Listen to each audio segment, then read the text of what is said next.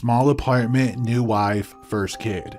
In order to get into the kitchen from the living room, you have to slide past the couch, a computer desk, and into the doorway. For an adult, this is fine. For a child who's just learning to run, a computer desk that was perfect at, quote, make sure your kid eats crayons and can only count the spaghetti. It was a nightmare. I was tired, positioned at one end of the couch and trying to watch TV.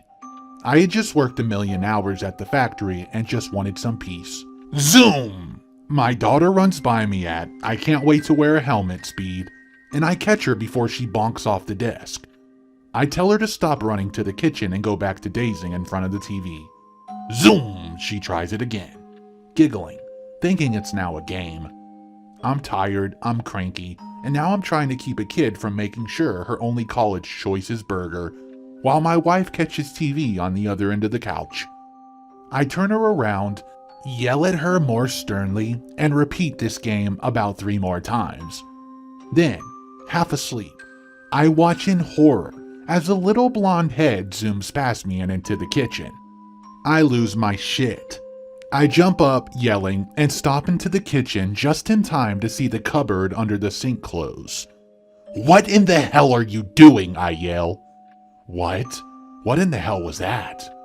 My wife behind me asks, wide-eyed and paled, my young daughter mostly asleep in her arms. We never, ever looked, and moved soon after. I'm going to give some context before telling what happened to me and my best friend. This happened in Mexico about 15 years ago. Disclaimer, I'm not a native speaker.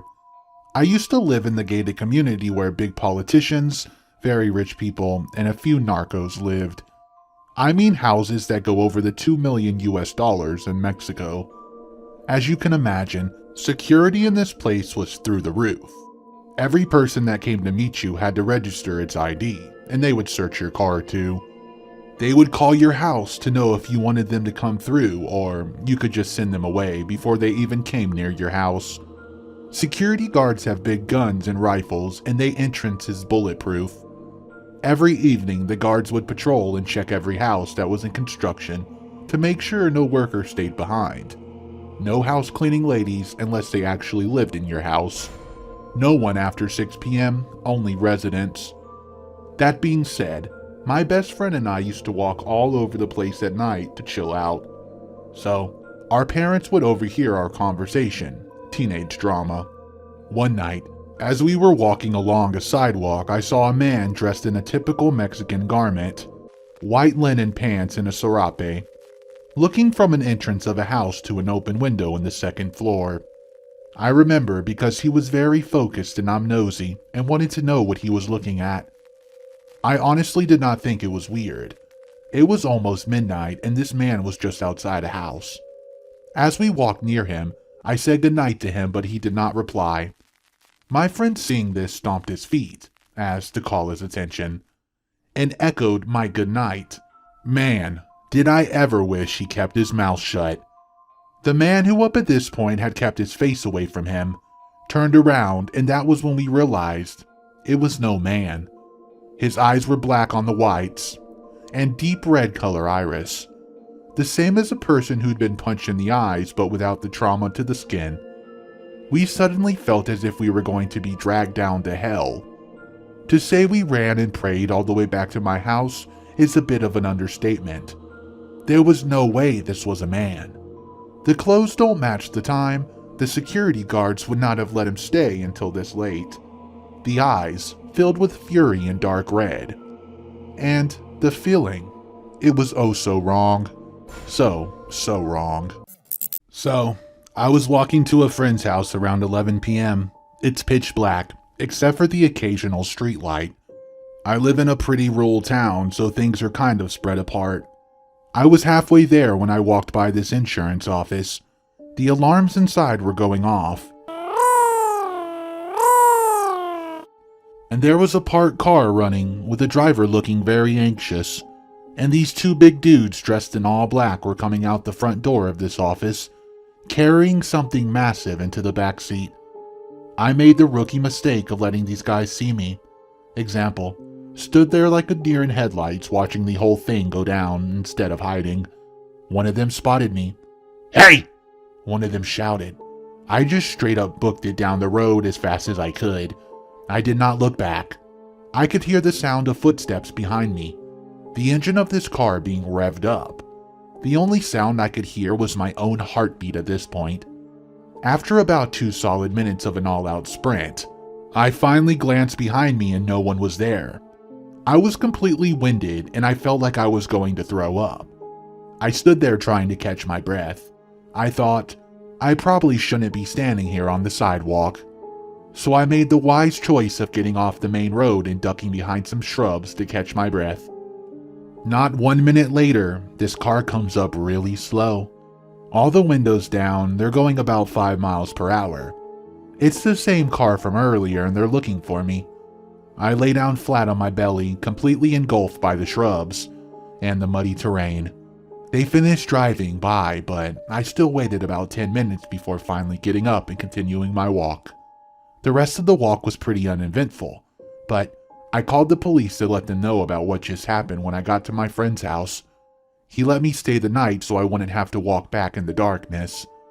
On the way back home the next morning, I walked by the same insurance office. Shattered glass everywhere. 3 police cars parked out front. The classic yellow tape. And some woman was sobbing her eyes out. I don't believe in ghosts, but I swear I grew up in a haunted house. It was a 1950s Rambler of all things. We know that the people built the place had a mentally disabled son who died in the house in his 40s. But he was somewhere around 3rd grade mentality, basically a child.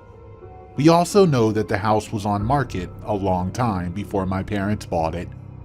I've been told, but have not confirmed, that when it finally sold, the family that moved in lived there less than a year and moved out, put the house on the market for a steal.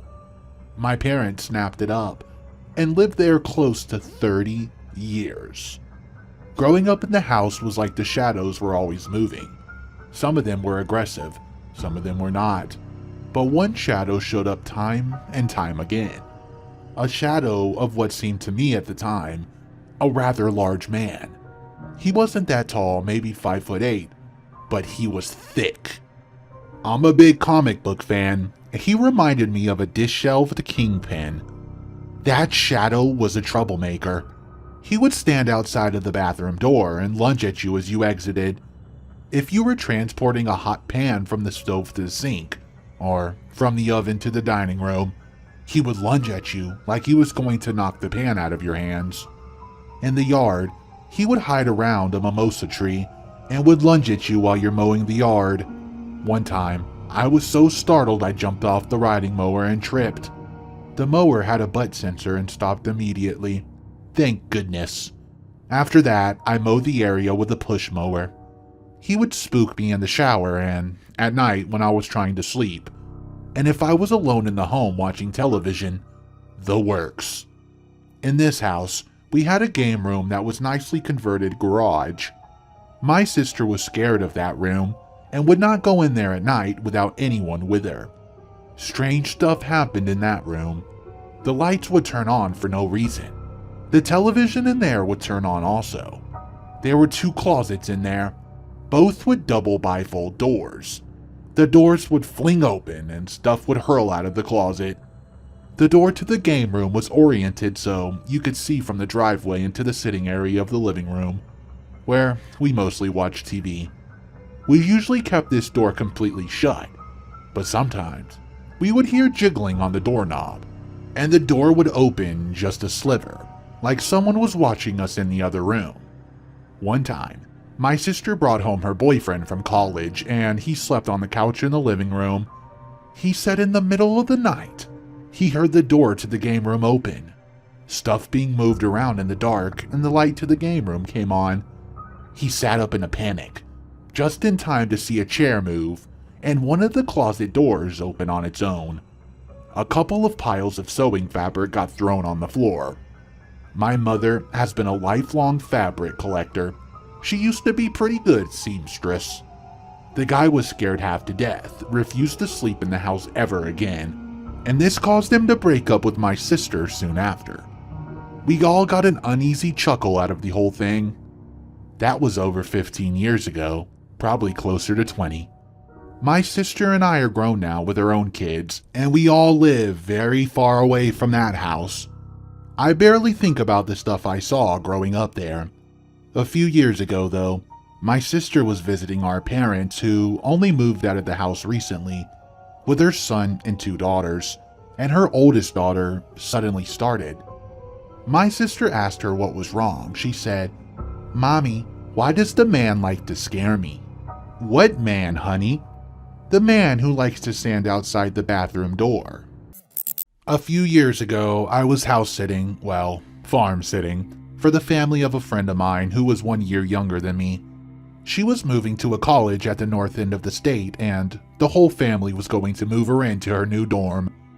The family is mom, dad, her, and 5 younger siblings, so this is relatively small farm and is usually well staffed. They easily have 8 to 10 acres of usable land in southeastern Indiana with horses, a large garden, chickens, goats, rabbits, etc. Oh, and like 4 dogs, one of which is a huge Mastiff mix or something like that. This dog is huge, like literally the size of a full-grown bear. Same color, and is not friendly with most people because he's very protective of the land. Herein lies part of the reason I was watching their house. For whatever reason, this dog loved me. I was willing to come to their place a day early to learn all their daily chores that I would need to do. To help develop an image of this place, you can see the house on their nearest neighbor from the front porch, but it's across a horse pasture by a gravel road you come in on easily a kilometer or 2 away. I think it would probably take a solid 15 to 20 minutes to diligently walk there. Anyways, I spent one night there with them after spending a night learning the do's and do nots, and that was fine. They left early the next morning and I got to work, which took about 2 hours on my own. The job was honestly really easy once the day chores were finished. Pretty much just stand around and relax. Accompany the dogs, bring in the mail, whatnot. The first night came quickly and I heard their drive went well, so I spent the evening on the couch watching TV with the dogs. My sleeping arrangements were also in the living room on a futon. I was half sleepily lounging around and at some point I must have dozed off. I woke up to the beast of a dog laying his head on my chest at 3 a.m. in the pitch black dead of night. My first thought was he needed to go outside, so I got up, put on my shoes, but that's when I noticed he'd gone from my side to cowering and whining in the corner of the house opposite of the front door. I stood up to check on him and then realized it was really cold, especially for a college-age guy my size wearing pajama pants and a t-shirt in early August. This chill was accompanied by the most eerie feeling of dread I've probably ever experienced to this day. I found it physically difficult to walk, as it felt like time was moving very slowly. However, I eventually made it to the dog and pet him a few times to try to calm him down. He seemed inconsolable. I walked to the thermostat in the hallway. It read 37 degrees inside. The outside temperature was easily in the 70s. I moved towards the front door and peeked outside a window, but there was a light cloud cover as it was so dark I could not see anything. So I flipped on the porch light. The light wasn't enough to see very far in the pasture, so I wasn't too concerned that I couldn't see the horses, but I could see much of the driveway area, and right in the midst of it stood a cloaked, humanoid figure that seemed completely unfazed by the porch light. I froze. It did not seem aggressive and was not carrying any weapons, but I'm thoroughly convinced after staring at it for 5 or 10 seconds that this thing was not human. The father of my friend is low-key one of those doomsday preppers, but more realistic if he prepares for things like EMPs, nukes, solar flares, etc. Nonetheless, he has a bunch of firearms around the house, all thoroughly locked up inside of no use, except one fully loaded 9mm pistol in the master bedroom he gave me the key for and told me it was for emergencies only. I ran to the room as fast as I could and got the pistol. By that time, I returned to the door. The figure was gone. I saw the dog was still in the corner but stopped whimpering for time being. I turned on a bunch of lights in the house, still carrying the pistol, and then I returned to the couch where the dog had moved to while I was walking around. I was still shaking, completely unsure of what to expect next. But then, just as suddenly as everything else happened, the feeling of dread subsided. The dog wagged his tail a couple times and licked my hand, and the thermostat now read a comfortable 72 degrees, even though the heater never kicked on. I managed to gather my thoughts and lay down again for about 20 minutes, deep breathing. I eventually fell asleep again. I woke up to my alarm at something like 8 a.m. and realized what I had hoped to be a dream couldn't have been, because all the lights were still on, the pistol sitting on the coffee table with the safety off. I eventually worked up the courage to step outside and start my chores, but couldn't help to investigate the dirt driveway a little. Near the place I thought the thing would have been standing, I found the shape of 2 bare feet with no footprints leading to it, and no other marks would accept a footprint. No toe prints, no wrinkles, etc. I have no idea to this day what it was that stood outside that door that night, or have any explanation for the entire event. All I know, it spooked me enough that I invited my brother to come spend the subsequent and final night with me, when, luckily, nothing happened. I never told my friend or her parents because I thought for sure they think I was crazy and stop associating with me. Unfortunately, I have sort of lost contact with them now anyways. Maybe I'll reach out to them sometime. I don't know. I lost my mom to cancer a couple years back. Well, a couple of years after. My brother and I were visiting Dad in their house over the December holidays. It's a small place, so since there wasn't much sleeping room, I, being the youngest, was to sleep in the lounge area. The front of the apartment was an open plan and connected to the kitchen. In the kitchen, on the fridge, was and still is the little Pikachu fridge magnet which, when you press its belly, would say, "Pikachu!" It's more than 15 years old, but still working. I was a Pokemon fanatic as a kid, so in the middle of the night when everyone was asleep, this thing starts going off like crazy. At first, I thought it's gotta be my brothers playing some stupid trick on me, so I sit straight up, look at the fridge, which I can see from my mattress. There's nobody near it. Get up to go check it out, but as I come close it stops. I'm still groggy, so I'm like whatever, and head back to bed, fall asleep again, and a while after I'm woken up by the same sound. This time though, as I sit up, there's a white figure of a woman wearing a nightgown, standing at the foot of my bed. One just like the one my mom had, and an icy cold hanging in the air, like almost burning my face cold. She looks at me in a confused voice and says, "This is my house, right?" Which makes sense because she was very confused during her last couple of months. Her personality deteriorated very fast. I completely froze, but at the moment, I hear footsteps from the hallway side. She vanishes. As I'm sitting there trying to process what just happened, my brother walks into the room, turns on the light, and sees me pale as a ghost. I apparently asked him if him and his wife were trolling me or something, but he actually got up to investigate the sound too. His wife fast asleep. Now, being the logical guy I am, I did kind of figure out a scientific explanation for what happened. See, my other brother's kids have been over the day too, and they played around with the Pikachu. Also, this went down in the summer, while it was still very hot. But when the sound started at night, it was cold as hell. So maybe the Pikachu's belly expanded during the day and then shrunk to a point where some switch inside was making contact. As for my mama, we were spring cleaning that day and put her favorite curtains that I remembered from when I was a kid. We also decided a couple of her heirlooms. So there's no doubt she was in my mind a lot, and I might have just been very groggy. But you know what? It just doesn't feel like one big coincidence. I live in a mountain town in southern Pennsylvania, in an area where most of the houses averages about a half-mile apart.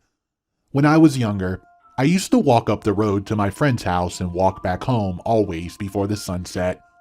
The road was lined with woods until you got to my house. This one night in the summer, I stayed way later than I normally did. I don't think I started walking home until around 11. There's a little bridge on the road that goes over a small stream. As I was walking across the bridge, I was for sure I heard splashing, like something was running in the water. Scared the shit out of me. It sounded big, so I assumed it was either a bear, a mountain lion, or a hermit living in the woods. I was a stupid, scared 12-year-old boy, so of course, I started running down the road to my house. About halfway down, I saw something huge in the middle of the road and I stopped. It was too dark to make out any features. It looked like an animal. It could have had maybe 4 legs, but I had no idea what it could have been. It stunk though, kind of like rotten meat. I was probably 20 yards away, but I still could smell it. I wasn't sure if it saw me or not and was about to turn around to go back to my friend's house when the most disturbing sound came from it. The best way I can describe, it sounds like a mix of cicada screaming and a man coughing. That did it for me. I sprinted back to my friend's house as fast as I could, trying not to throw up from being so terrified. I told her parents what happened. They drove me home and that was that. I never saw whatever it was again, and nobody I told knew what it was, what I saw. My best guess, it was a diseased animal of some sort.